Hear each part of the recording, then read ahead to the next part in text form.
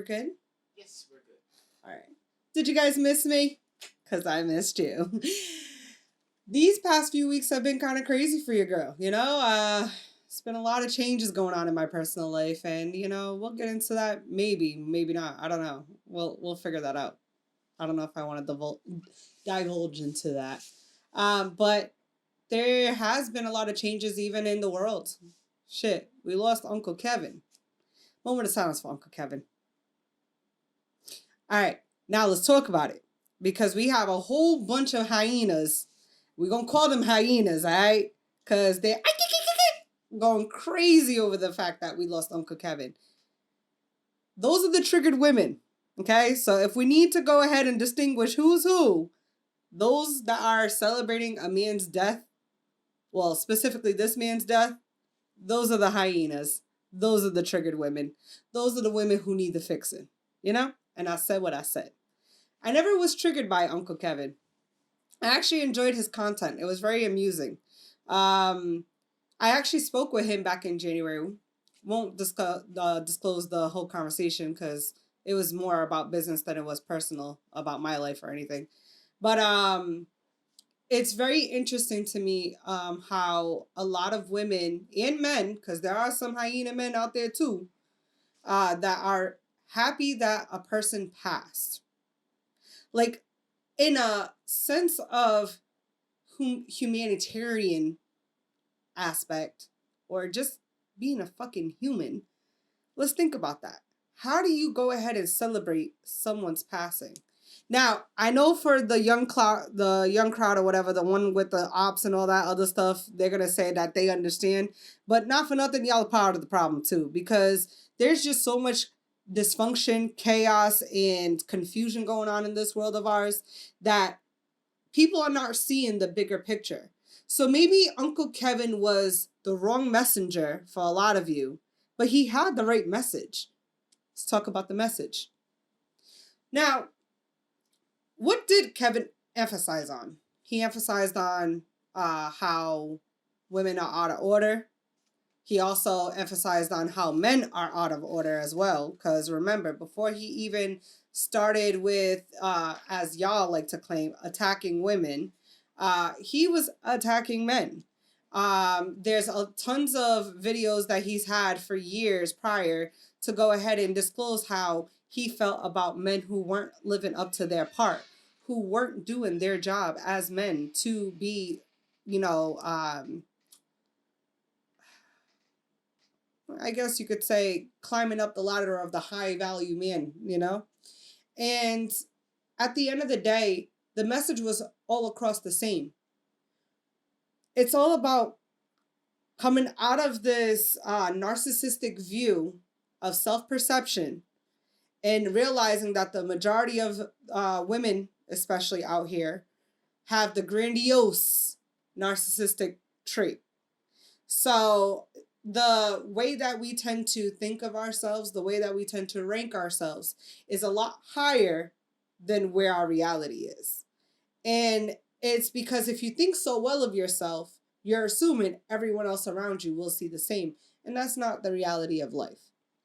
Now, why I say that he was the wrong messenger for many people, it would be the same why Shahrazad Ali was the wrong messenger in the 80s for a lot of people as well.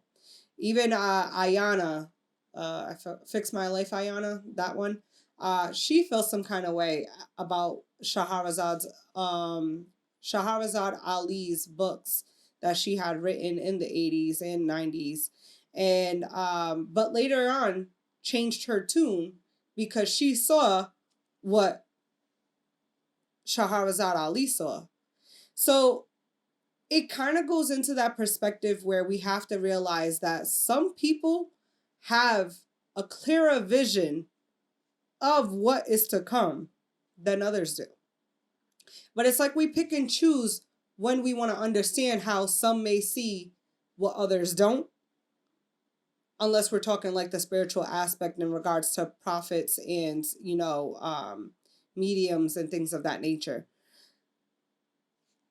Point I'm trying to get at is we have to really take a step back remove the emotion out of it and really listen to the message. Because what Kevin was saying, it really wasn't anything that could negatively impact us if we applied it to ourselves.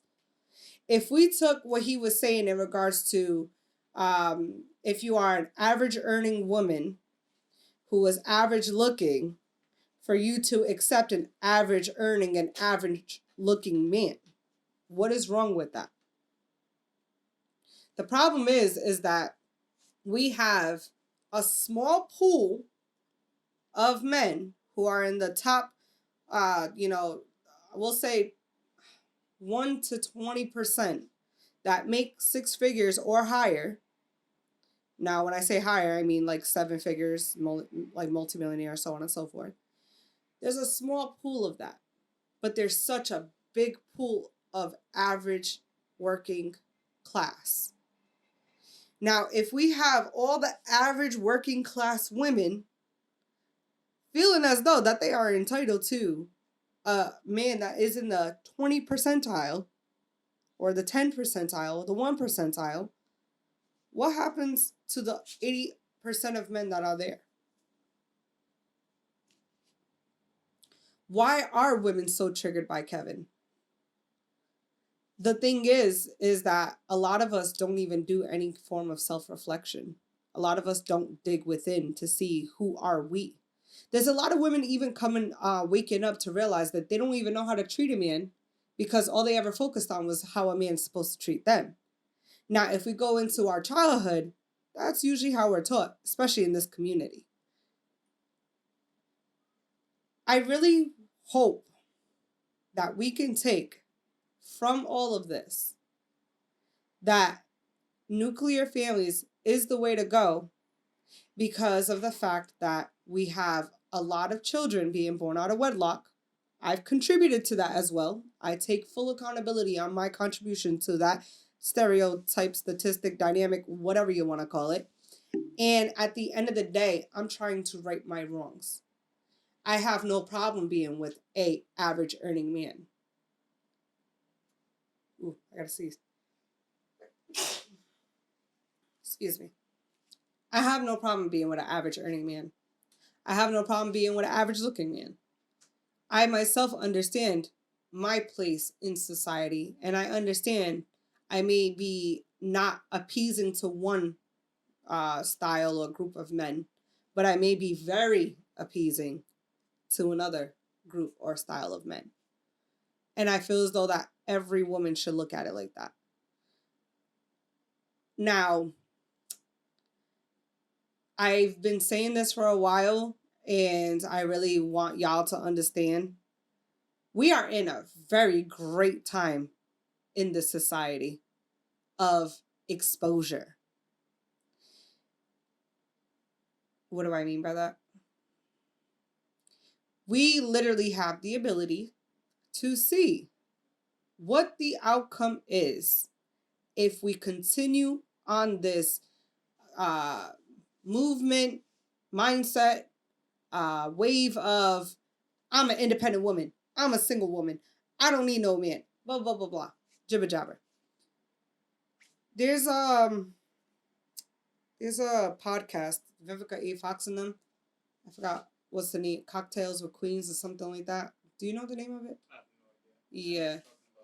But yeah, so let's take those women, for example. If we look at every single one of them, they were the it girl in their day. But they were very much headstrong with the ideology of Miss Independent, strong black woman, I'm smart, hear me roar. Anything you can do, I can do better. I don't need y'all. A lot of the women do not have children. A lot of the women are unmarried, still present day. And a lot of them don't even got a man. They got boy toys, possibly, because they got money. Same way there's female, what do you call them for YouTube appropriation? That you call and book them.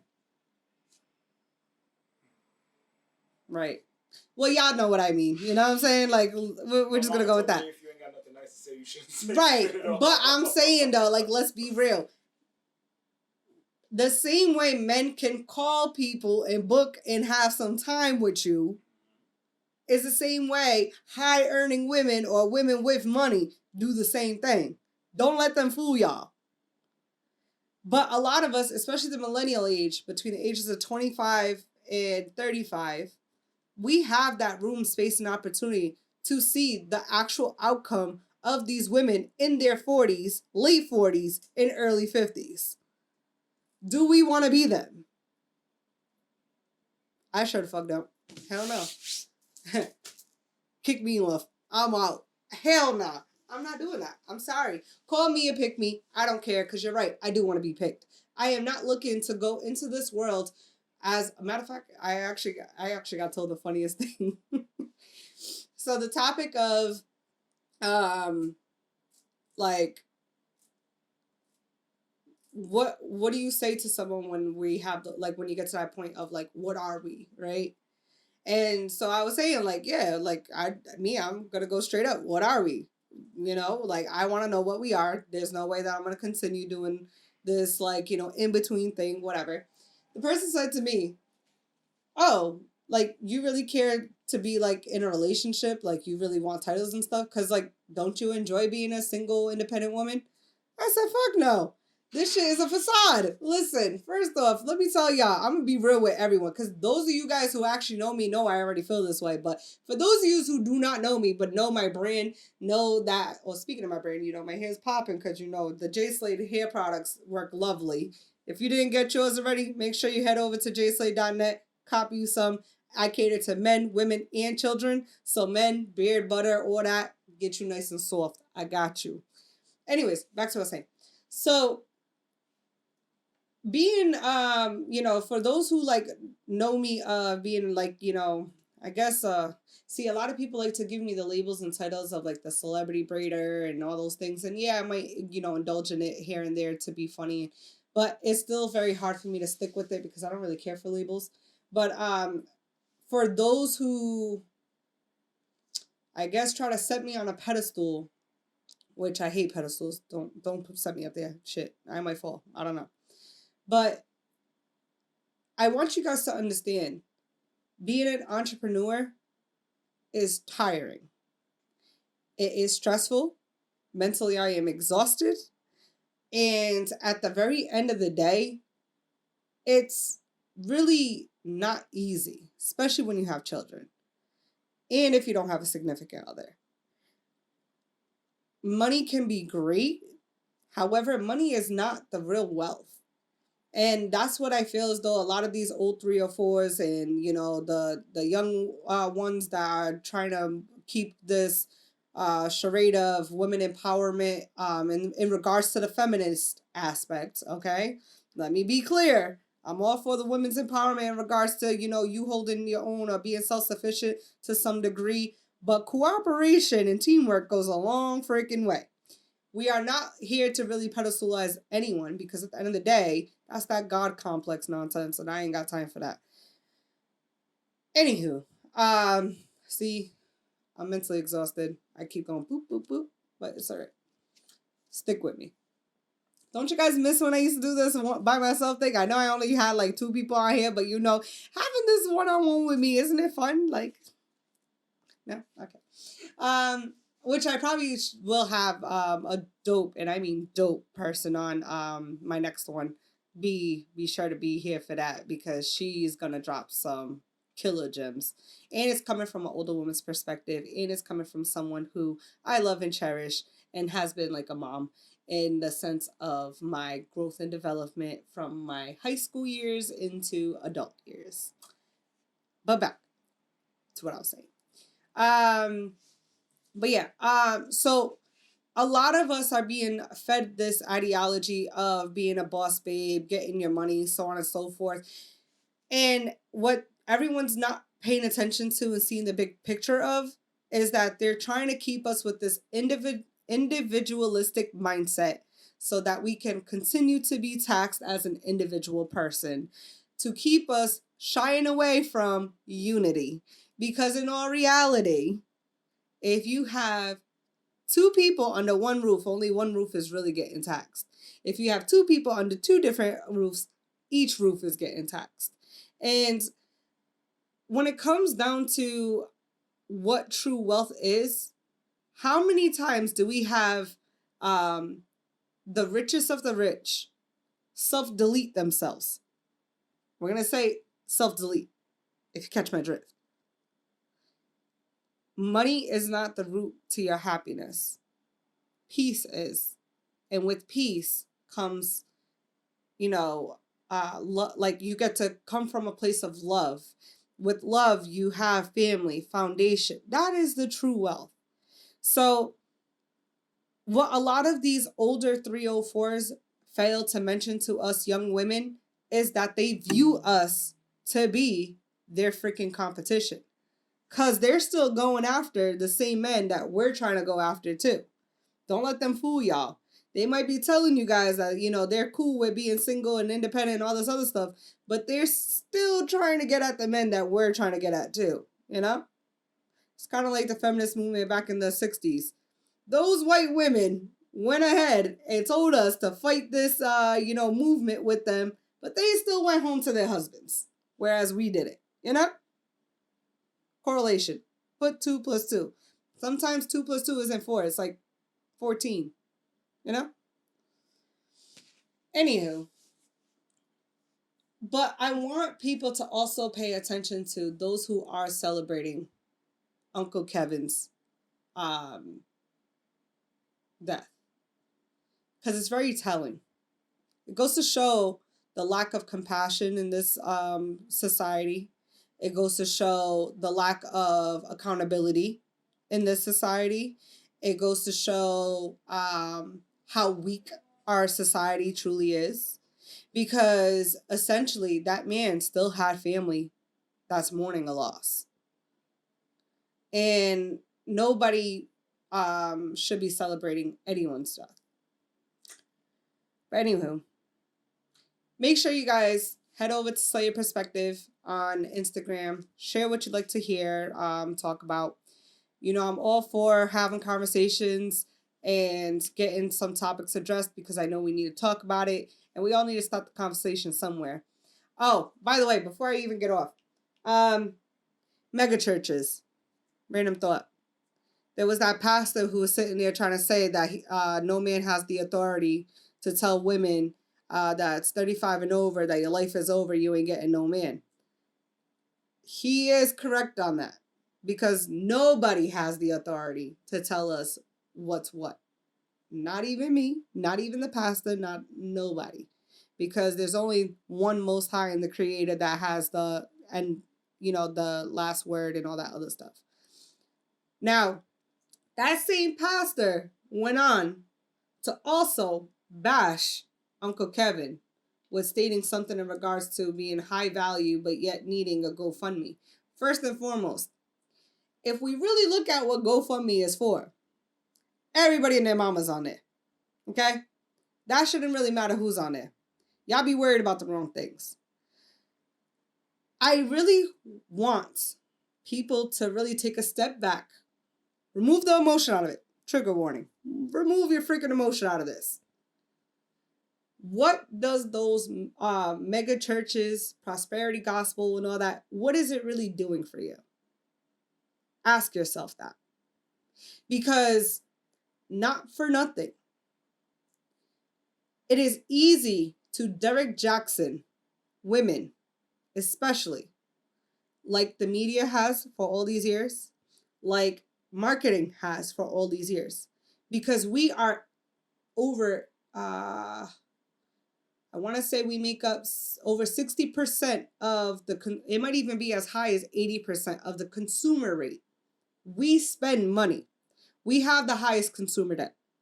Women do, not men. Women have the highest consumer debt because we are impulsive buyers by nature. So it's very easy to market when you're marketing to emotion. A lot of these mega churches, pay attention to what your pastor drives. Pay attention to what your pastor looks like, how he's dressed. Where's his house at? How many houses does he have? How many jets does he have? Because in all reality, women, we need our men to cover us the way that it says in scripture, because they are the ones who are going to keep us in balance. That's all I gotta say. Anyways, like, share, subscribe, send it to your cousin, sister, brother. They, they're peoples too, And we'll check you guys out next time.